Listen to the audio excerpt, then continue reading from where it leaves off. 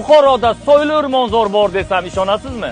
Bu maskan millionlab daraxtlar soyasida joylashgan tapchan sun'iy soylardan iborat bo'lib, oilaviy yoki do'stlar davrasida dam olish uchun ayni muddao. Bunday mo'jizakor tabiatni his qilishingiz uchun Buxoro viloyatidan chiqishingiz shart emas. Ushbu joyga kelsangiz nafaqat dam olasiz, balki tuyaqushdan tortib kaftar va burgutgacha bo'lgan turfa xil jonivorlarni ko'rib hayratga tushasiz.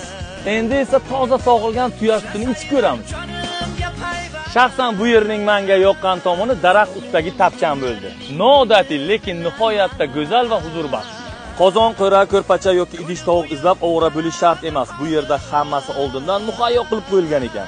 Har bir tapchanga kamida 10 kishi bemalol sig'adi. Bir kunlik narxi 500 ming so'm ekan. Agar Food Travel hamda Jilvon Jilosi Instagram profiliga obuna bo'lsangiz, siz uchun maxsus narx 100 ming so'm chegirmada bir kunligini 400 ming so'm qilib berishar ekan. Xalqimiz uchun ajoyib tavsiya. Buxorodan 35 kilometr uzoqlikda Shofirkon tumanida joylashgan Jilvon Jilosi maskaniga tashrif buyuring. Kelsangiz afsuslanmaysiz. Bu videoni uzoqqa bora olmayman deb bahona qiladigan do'stingizga yuborib qo'ying. U bilsin, rohat uzoqda emas, Jilvon Jilosda. Oilaviy yoki do'stlar bilan dam olish lokatsiyasini Telegram kanalimdan topasiz. Bosh homiylarimiz Ay sut mahsulotlari hamda Tojmahal to'yxonasi.